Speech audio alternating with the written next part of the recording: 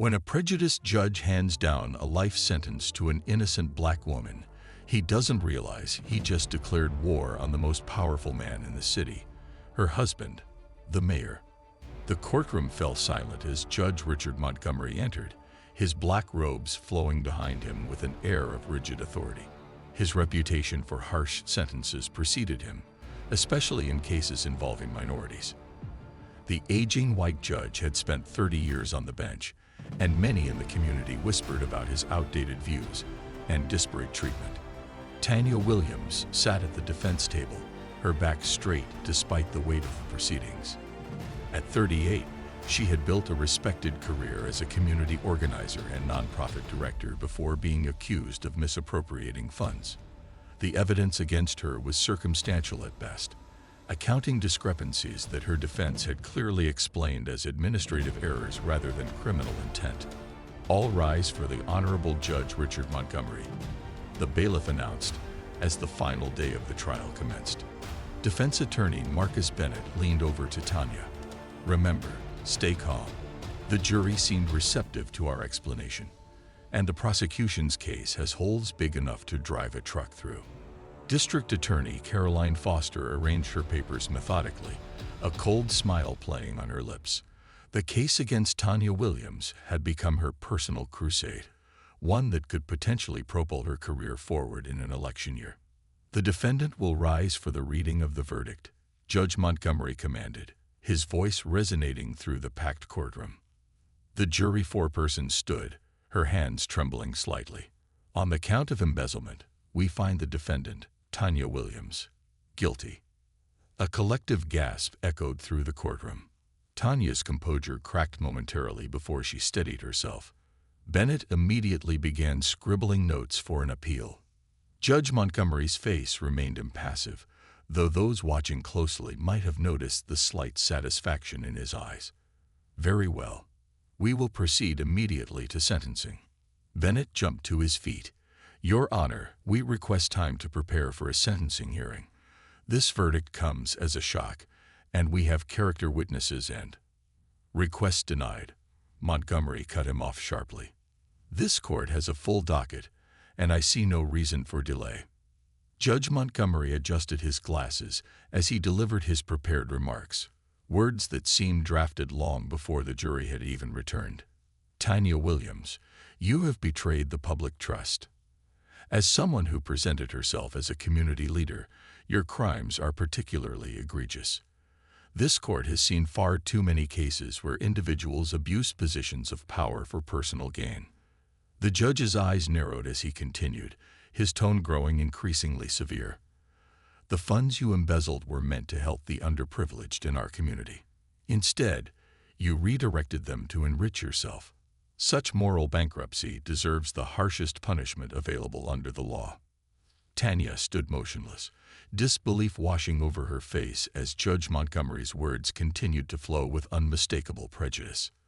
"Therefore, it is the sentence of this court that you serve life imprisonment, with possibility of parole after 25 years.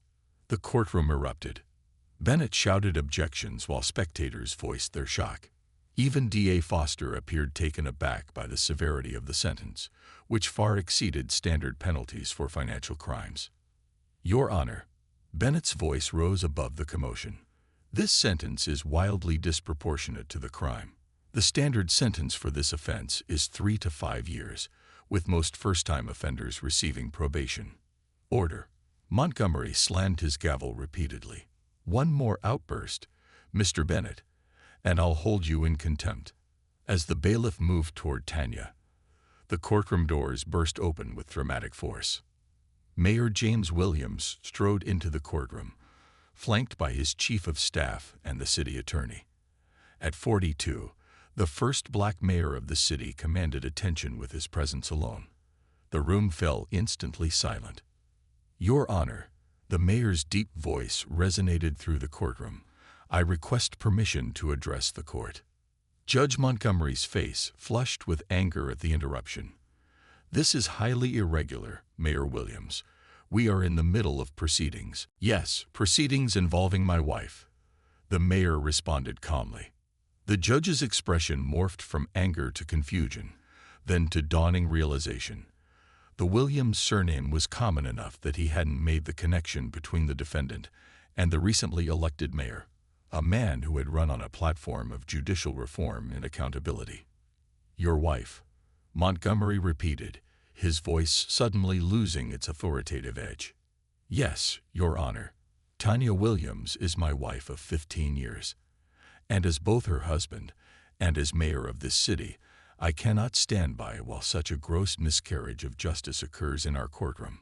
The city attorney stepped forward, presenting a file to the judge. "We've prepared an emergency motion for recusal based on demonstrated bias, along with documentation of your sentencing history, showing statistical evidence of racial disparity. We're also requesting an immediate stay of sentencing pending review by the Judicial Conduct Board." The courtroom had transformed in an instant.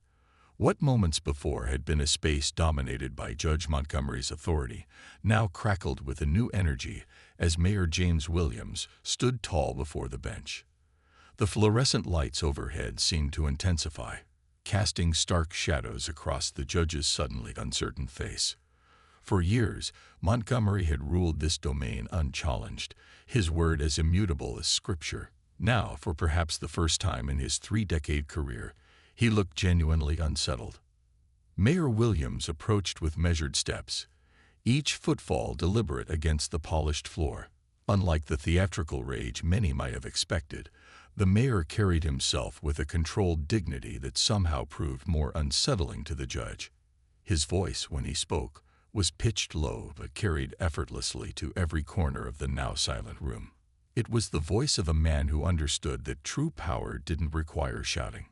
"Judge Montgomery, I stand before you not just as the mayor of this city, but as a husband watching his wife being crushed beneath the weight of an unjust system." His words hung in the air, simple yet devastating in their truth. The disparity in how you sentence defendants based on race isn't just a pattern anymore, it's your legacy. A legacy that ends today. The judge's knuckles whitened against the polished wood of his bench. His authoritative mask had slipped, revealing momentary panic before he gathered himself. "Mayor Williams, these proceedings are being conducted according to the law. Your position does not grant you special privileges in my courtroom."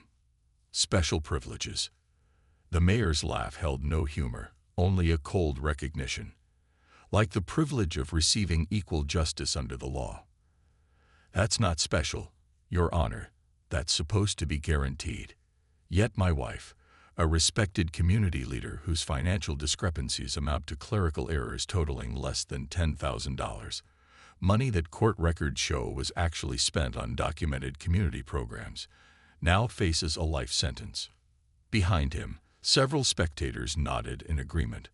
Among them were community members who had witnessed Tanya's work firsthand, their expressions a mixture of outrage and vindication that someone was finally speaking truth to power. Mayor Williams gestured toward a thick binder his aide had placed before the bench. "I've brought something you should see, Judge. This is a statistical analysis of your sentencing history over the last 15 years, compiled by independent researchers from State University's Criminal Justice Department. The numbers tell a story you can't dismiss." He flipped open the binder, pointing to a highlighted chart.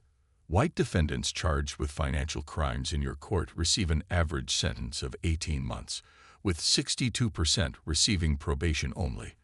Black defendants charged with identical crimes receive an average of 9 years. 9 years, Judge Montgomery.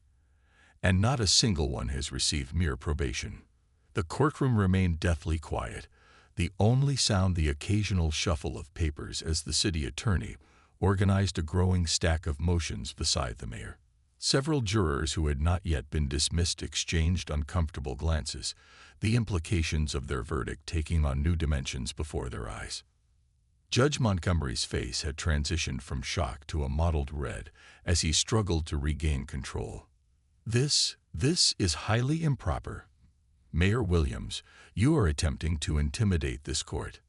"No, Your Honor," the mayor interrupted, his voice still measured but firm. "I'm attempting to hold this court accountable. There's a critical difference." He turned slightly, addressing not just the judge but the entire room. Accountability isn't intimidation. Transparency isn't a threat. Unless, of course, one has something to hide. Defense Attorney Bennett seized the opening, rising to stand beside the mayor. Your Honor, in light of this new information, we move for an immediate mistrial and your recusal from any further proceedings involving Mrs. Williams. District Attorney Foster, who had remained uncharacteristically silent, now rose as well. Her political ambitions were substantial, but she was nothing if not pragmatic.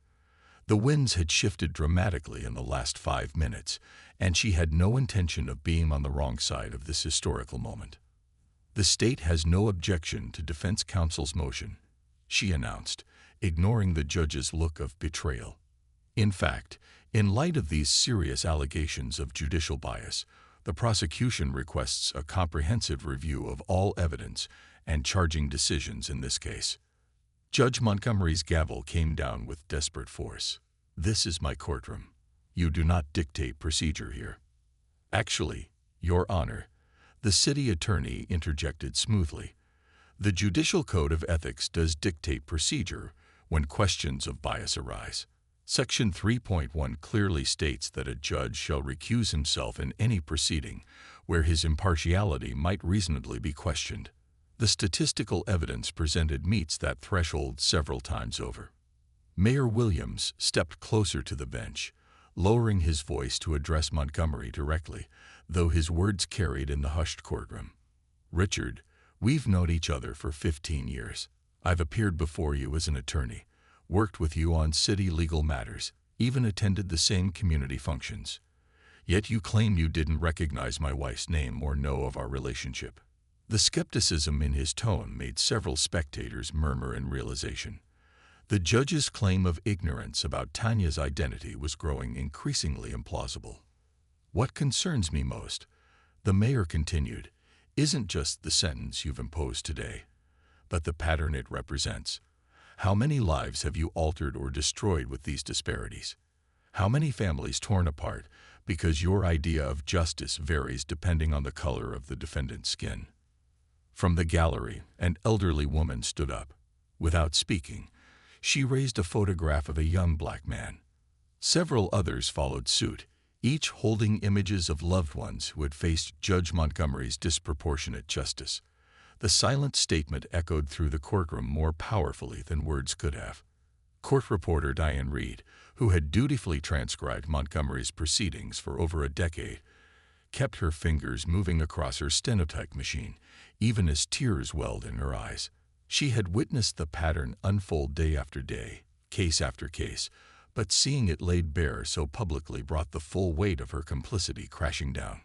Judge Montgomery's eyes darted around the courtroom, searching for allies and finding none.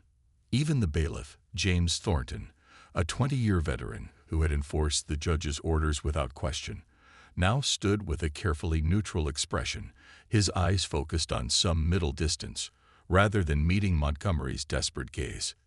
This, the judge began, his voice uncharacteristically unsteady. This is nothing but political theater.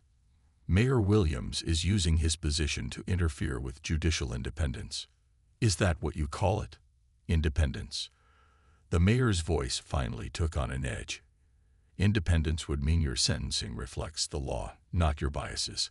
Independence would mean my wife's punishment would match her alleged crime, not serve as an example of your prejudice. He turned to face the gallery directly now. Many of you have witnessed Judge Montgomery's independence firsthand. You've watched family members receive sentences 3 times harsher than those given to white defendants in identical circumstances. You've wondered why appeals were denied, why bail was set impossibly high, why rehabilitation was rarely considered an option. The mayor removed a small recorder from his pocket. Judge Montgomery, 3 months ago at the Riverside Country Club, you told me something interesting. You said, and I quote, "Some communities simply don't respond to leniency. They need to feel the full weight of consequences to understand law and order." Do you recall that conversation? The judge's face drained of color. Several spectators gasped audibly. I recorded that conversation because I've been hearing concerns from constituents about disparate sentencing in your courtroom for months. I didn't know then that my own wife would soon face your particular brand of justice." The mayor's voice remained remarkably controlled despite the emotion evident in his eyes. "But I recognize coded language when I hear it, Judge. I've heard it my entire life." The city attorney approached the bench, placing another document before the judge. "This is an emergency petition to the state Supreme Court for a writ of mandamus, requesting your immediate removal from this case and a review of all sentences you've handed down in the past 5 years where racial disparities have been identified." For the first time, real fear flickered across Judge Montgomery's features. His career, his legacy, his reputation, all suddenly balanced on a knife's edge. Simultaneously, the mayor continued, "The City Council is convening an emergency session to review our local judicial appointment processes. The State Bar Association has been formally notified of these proceedings, and the Justice Department's Civil Rights Division has expressed significant interest in our findings."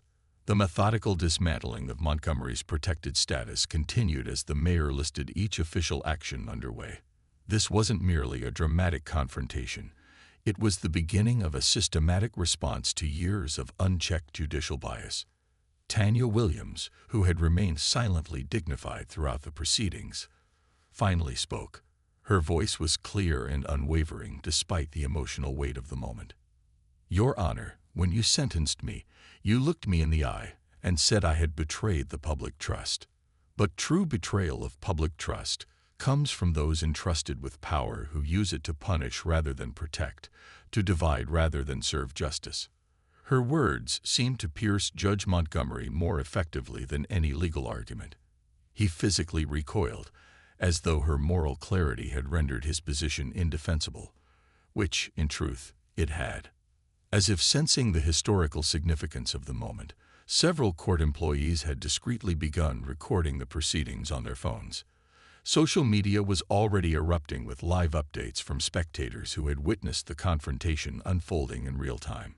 "I move that this court adjourn immediately," Defense Attorney Bennett stated firmly, "and that Mrs. Williams be released on her own recognizance pending review by another judge." To everyone's surprise, D.A. Foster nodded in agreement. "The state supports this motion, Your Honor. In fact, given the circumstances, I believe the prosecution has a duty to reevaluate whether any charges should stand at all." Judge Montgomery sat frozen. The control he had wielded so absolutely just 30 minutes earlier now completely evaporated. The bailiff looked to him expectantly, awaiting instruction, but for perhaps the first time in his judicial career, Richard Montgomery found himself utterly without authority. Mayor Williams placed a hand on his wife's shoulder, a gesture of support seen by everyone in the courtroom. "Judge Montgomery, you have a choice now.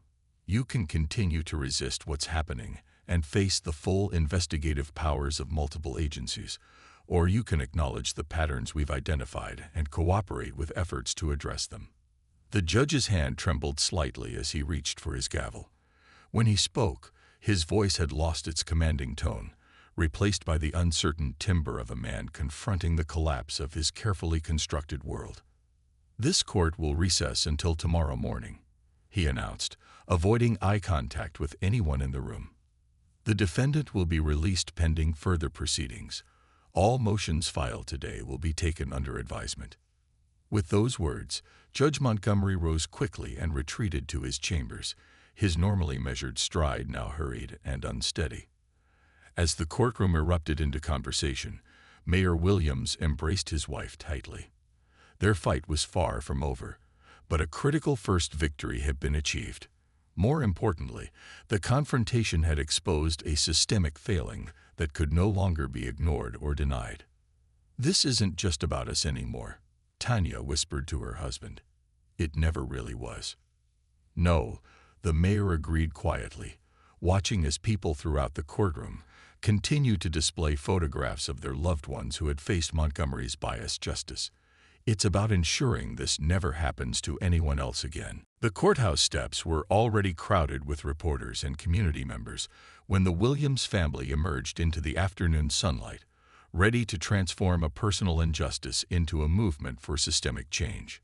3 months had passed since the fateful day in Judge Montgomery's courtroom. The Williams family home, a stately colonial in the Jefferson Heights neighborhood, had become both a sanctuary and an informal headquarters for what many now called the city's judicial reckoning. Light streamed through the bay windows of their living room as Tanya Williams settled onto the sofa beside her husband, both grateful for a rare quiet moment before the evening news broadcast. The television flickered to life, revealing the familiar face of news anchor Elaine Barnes. Good evening. Our top story tonight continues to be the ongoing transformation of our city's judicial system, following what many are calling the Montgomery scandal.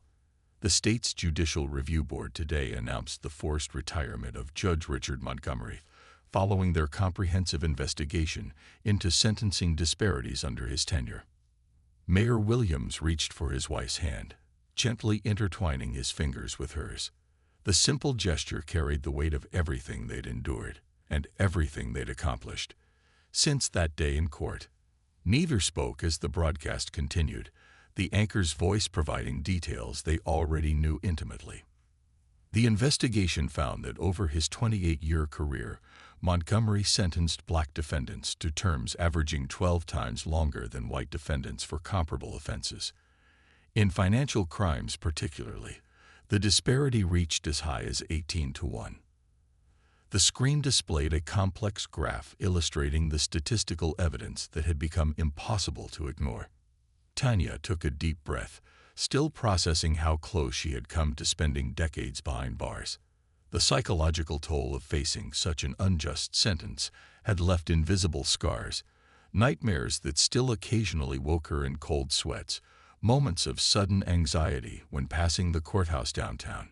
Yet these personal struggles had fueled rather than diminished her determination to create lasting change. "They're making it sound so clinical," she observed, her voice soft but steady. "Just numbers and statistics. But each one of those cases was a human being with a family, with dreams, with a future that was damaged or destroyed." The mayor nodded solemnly. "That's why our work is just beginning." He gestured toward the dining room table, covered with files and legal pads, the foundation of the judicial equity project they had established. Montgomery was the most egregious example, but the system allowed him to operate unchecked for nearly 3 decades. The problem runs deeper than one biased judge. Outside, twilight was settling over the city as the news broadcast shifted to footage of that morning's press conference. On screen, Special Prosecutor Elena Ramirez addressed a crowd of reporters. "We have now identified 342 cases where Judge Montgomery's sentencing showed clear evidence of racial bias. The review panel has recommended immediate reconsideration of these sentences, with priority given to nonviolent offenders currently incarcerated." The doorbell's chime interrupted their viewing. Tanya rose to answer it, returning moments later with Marcus Bennett following behind her. The defense attorney looked exhausted but satisfied as he placed a thick manila folder on the coffee table. "The first class action case is ready," he announced, loosening his tie. "We've organized documentation for 217 defendants who received demonstrably biased sentences from Montgomery. The federal court has agreed to hear our petition for review as a consolidated case." Mayor Williams leaned forward to examine the documents. "Any pushback from the DA's office?" Bennett shook his head. "Foster knows which way the wind is blowing. She's positioning herself as a reformer now, claiming she'd noticed Montgomery's patterns but didn't have the evidence to challenge them. Political survival at its finest." His tone carried undisguised disdain. "What matters is she's not obstructing us," Tanya interjected pragmatically. "Her motivations are her own business as long as she's not standing in the way of justice." They fell silent as the news anchor introduced a new segment featuring interviews with families affected by Montgomery's biased sentencing. The screen showed a middle-aged black woman standing outside the state correctional facility. "My son has served 8 years of a 15-year sentence for a first-time, nonviolent offense," she explained, her dignity palpable even through the television screen. The white defendant in the same case, with the same evidence and a prior record, walked away with probation. "For 8 years, I've been asking why. Now I finally have an answer. Tanya wiped away a tear as the segment continued with similar stories. This was never just about me, she said, rising to her feet with renewed purpose. It could have been me serving that sentence if I didn't happen to be married to the mayor. But for every person like me who escapes the system's bias because of connections or resources, how many hundreds don't? The living room had gradually transformed into an impromptu meeting space as additional members of their growing coalition arrived. Jasmine Powell, a data scientist who had volunteered to analyze sentencing patterns, spread printouts across the coffee table. Reverend Timothy Jackson, whose community center had become a gathering place for families affected by biased sentencing, took a seat in an armchair, his expression thoughtful as he surveyed the documents. The State Bar Association's Ethics Committee meets tomorrow, Bennett informed the group. They're reviewing not just Montgomery's conduct, but the actions or inactions of every prosecutor and public defender who might have recognized the pattern and said nothing. Mayor Williams nodded grimly. The complicity extended far beyond Montgomery. How many prosecutors used his bias as a weapon? How many defense attorneys failed to challenge sentences they knew were disproportionate? Outside the window, a small group of supporters had gathered for their nightly vigil.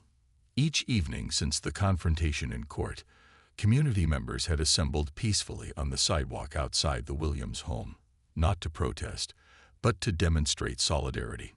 Tonight, several held candles despite the early hour, their lights barely visible in the dusk.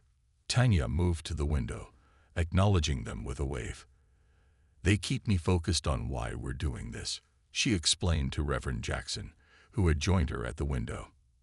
Every night, different faces, different stories, but the same determination.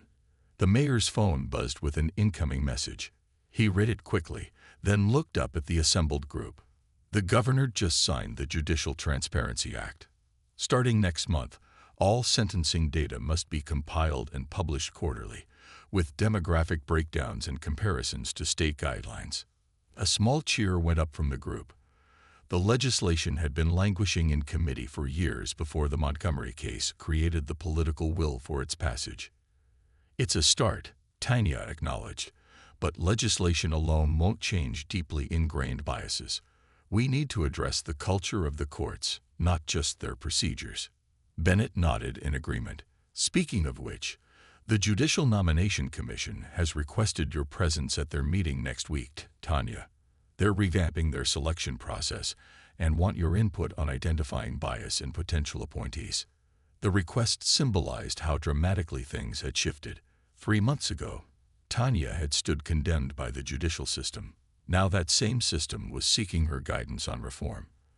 The irony wasn't lost on anyone in the room. As the evening progressed, the group settled into their now familiar routine, reviewing cases, drafting proposals for systemic changes, and strategizing their next steps. What had begun as a response to personal injustice had evolved into a methodical campaign for meaningful reform. Near midnight, as the last of their colleagues departed, Tanya and James finally had a moment alone. They stood in their kitchen, the remnants of their working dinner scattered across the counter. "Do you ever wish we could just," James began, fatigue evident in his voice, "walk away from all this and just live our lives?" Tanya finished his thought.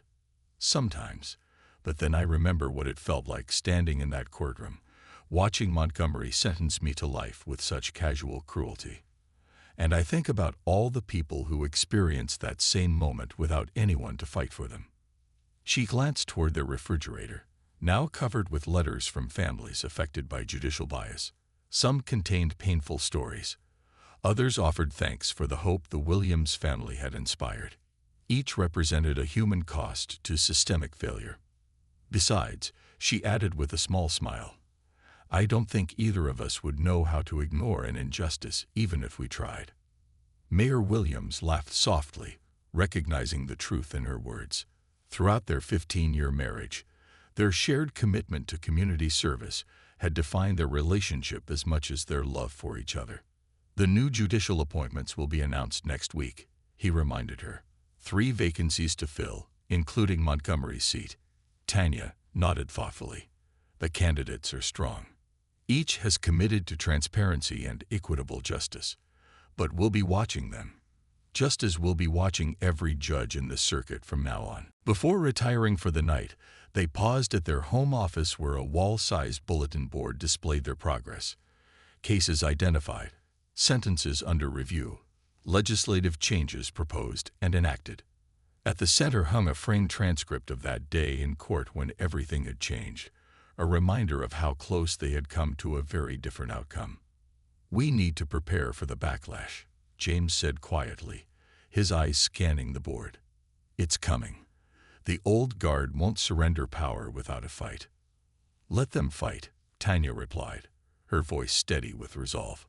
"We have something stronger than their resistance." "What's that?" "The truth," she said simply, "and more importantly, the evidence to prove it." As they turned out the lights, both knew that their battle was far from over. Transforming a system built on centuries of inequality would require more than 3 months of focused effort. It would demand sustained vigilance, strategic pressure, and unwavering commitment. But for tonight, they could take satisfaction in how far they had already come. From the brink of devastating personal loss to the forefront of meaningful change, Montgomery's forced retirement was just the beginning. The true measure of their success would be the system that emerged from the ashes of his biased legacy. 1 year had passed since Judge Montgomery's forced retirement. The courthouse plaza, once an intimidating space of cold marble and austere facades, had been transformed for today's ceremony. Banners proclaiming equal justice under law hung from light posts, and a newly installed monument stood covered in the center of the plaza, waiting to be unveiled. Hundreds of community members gathered in the warm spring sunshine, their presence a testament to how deeply the movement for judicial reform had resonated throughout the city. Tanya Williams approached the podium with measured steps, her gaze sweeping across the assembled crowd. No longer the defendant fighting for her freedom, she now carried herself with the authority of her position as director of the city's Judicial Equity Project. The nonprofit organization, initially funded through private donations, had recently received substantial grant funding from national civil rights organizations and the State Bar Association, entities that had recognized the groundbreaking nature of their work. 1 year ago, I stood in this very courthouse facing a life sentence for accounting errors, Tanya began, her voice carrying clearly through the plaza. Today, we gather not to dwell on that injustice, but to celebrate the changes it catalyzed. She gestured toward the crowded plaza. What began as one family's fight has become a community's commitment to transformation. Behind her on the stage sat a diverse group of individuals, former defendants whose cases had been reviewed and sentences adjusted following Montgomery's removal from the bench. Arranged in 3 rows, they represented just a fraction of the lives touched by biased sentencing. Some had lost years behind bars before receiving justice. Others had carried the burden of excessive probation or financial penalties that had devastated their families. Today, we implement 3 critical reforms, Tanya continued, her voice strong with conviction. First, mandatory bias training for all judges and court personnel in our circuit, with annual refresher courses and regular assessment. This training wasn't developed in isolation, but in consultation with those who experienced bias firsthand. She nodded toward the individuals seated behind her. The crowd applauded as Tanya held up a thick binder. Second, our new sentencing review protocol establishes quarterly analysis of sentencing patterns to identify disparities before they become entrenched. No longer will years pass before statistical anomalies are recognized as systemic problems. In the front row, Marcus Bennett sat beside the city's new district attorney, Sophia Washington. The 2 attorneys, once adversaries in Tanya's case, had found common purpose in reforming a system they both served. Bennett had declined several lucrative job offers following his prominent role in exposing Montgomery's bias, choosing instead to establish a legal clinic focused on appealing cases with evidence of prejudicial treatment. Finally, Tanya announced, "Today marks the official launch of our Community Court Observers program. Trained volunteers will monitor courtroom proceedings, documenting behavior and decisions that may reflect bias.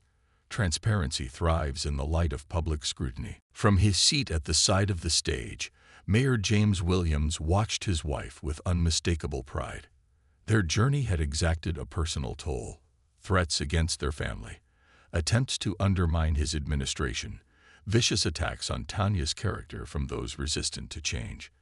Yet they had weathered these storms together, drawing strength from each other and from the growing community of activists who had rallied around their cause. What happened in my case was both a tragedy and an opportunity, Tanya continued, her gaze steady as she addressed the crowd. A tragedy because it exposed how deeply bias can infect our justice system, but an opportunity because it created the momentum needed for real change. The question facing each of us was simple: would we use this moment to enact temporary, superficial reforms, or would we commit to addressing the root causes of injustice? The plaza had fallen completely silent, every person present absorbed in her words. Among the crowd stood courthouse employees who had witnessed Montgomery's reign: bailiffs, clerks, stenographers, and administrators. Some had been silently complicit. Others had been troubled but felt powerless to challenge the status quo. All now lived in a new reality, where such complacency was no longer acceptable. Today, I'm pleased to announce that our city's judicial equity initiatives are being adopted by 6 other counties in our state, Tanya revealed, prompting another round of applause. What began here is spreading, creating a network of accountability across our region. She paused, acknowledging with a gesture the elderly woman now approaching the podium, with assistance from a younger family member. Geneva Thompson, 82 years old, had become an unexpected voice in the movement for judicial reform. Her grandson had received a 20-year sentence from Judge Montgomery for a nonviolent drug offense, a case where white defendants with similar circumstances typically received 5 years or less. Mrs. Thompson will now help us unveil a memorial that will stand as a permanent reminder of our commitment to equal justice, Tanya explained, moving to join the elderly woman at the covered monument. Together, they pulled away the covering to reveal a striking sculpture, a balanced scale with one side visibly weighted down, but gradually returning to equilibrium as figures at the base pushed together to correct it. The inscription read simply, "Justice is not merely a concept, but an ongoing practice of correction and balance." The crowd rose in a standing ovation as Mrs. Thompson embraced Tanya, 2 women from different generations united in their determination to reshape a flawed system. When the applause subsided, Mayor Williams approached the podium. "The true measure of justice isn't how we treat the powerful or the connected," he addressed the crowd, his deep voice resonating across the plaza. "It's how we treat those with the least power, the least influence, and the least ability to defend themselves. That's the standard to which we must hold our courts accountable." He gestured toward the newly appointed judges seated in a row to his right, 3 individuals who had emerged from a completely overhauled selection process, one that emphasized not only legal credentials but demonstrated commitment to equitable justice. "The reforms we celebrate today were hard-won," the mayor continued. "They faced resistance at every level, from those who benefited from the old system or feared change. But meaningful progress rarely comes without struggle. Indeed, the battle had been fierce. Conservative legal organizations had filed lawsuits challenging the constitutionality of the new oversight mechanisms. Veteran judges had resisted the mandatory training, claiming it impugned their professional integrity. Political opponents had accused the mayor of exploiting his wife's case for political gain. Each challenge had been met with unwavering resolve and meticulous documentation of the problems they sought to address. As the ceremony concluded, reporters surrounded Tanya. A journalist from the national press asked the question that had become almost obligatory: "Do you harbor resentment toward Judge Montgomery for what he put you through?" Tanya considered the question carefully before responding, aware that her answer would be widely quoted. "My focus isn't on one biased judge," she replied thoughtfully. "It's on the system that enabled him for 3 decades. Montgomery was a symptom of a deeper problem, one we're now addressing head-on. True justice doesn't depend on who you are or who you know. And thanks to what happened in that courtroom, fewer people will ever have to learn that lesson the hard way. As the crowd dispersed, many lingered to examine the new memorial or to speak with members of the Judicial Equity Project team who had set up information tables around the plaza. The atmosphere combined celebration with solemn purpose, recognition of progress made alongside acknowledgement of the work still ahead. Later that evening, a smaller gathering took place at the Williams home. The core group who had driven the reform efforts assembled for a dinner that served as both commemoration and strategy session. Around the dining table sat individuals who might never have crossed paths if not for the crisis that had united them. Legal professionals, community activists, data analysts, former defendants, and family members of those still incarcerated. I received word today that the governor plans to establish a statewide sentencing commission based on our model. Mayor Williams informed the group as dessert was served. The executive order will be signed next week. Nods of satisfaction circulated around the table. State-level adoption represented a significant expansion of their impact, potentially affecting thousands of cases annually. And the Judicial Ethics Board? Asked Bennett, who had spent months documenting patterns of bias beyond Montgomery's courtroom. 3 more judges have been referred for investigation.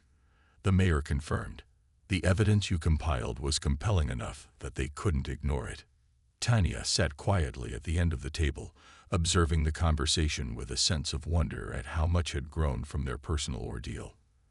The trauma of her near imprisonment had left scars, but they had healed into something purposeful, a determination that had fueled systemic change rather than personal bitterness. "We've made remarkable progress," she finally interjected, bringing the animated discussions to a momentary pause.